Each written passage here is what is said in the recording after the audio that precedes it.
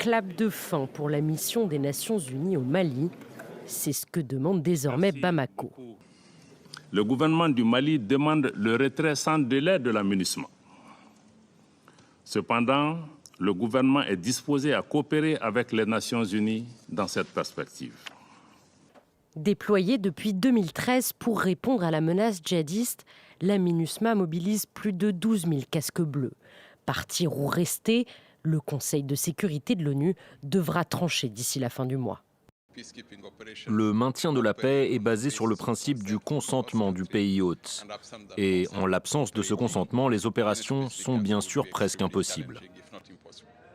Depuis les coups d'État et l'arrivée au pouvoir de militaires à la tête du pays en 2020, la MINUSMA peine à remplir son mandat. Les entraves de Bamako sont nombreuses, entraînant le retrait de plusieurs pays de la force armée onusienne. La MINUSMA a ainsi perdu 17% de ses effectifs. Au mois de mai, les tensions entre la mission des Nations Unies et Bamako ont atteint leur paroxysme. L'ONU publie un rapport sur l'opération anti-djihadiste de Moura. Pour la première fois, elle y accuse l'armée malienne et des combattants étrangers d'être responsables d'un massacre de 500 personnes. Après le départ de l'opération française Barkhane, de l'européenne Takuba et le retrait du G5 Sahel, le Mali s'éloigne de plus en plus de ses alliés occidentaux, lui préférant le soutien des supplétifs russes de Wagner dans la lutte contre le terrorisme islamique.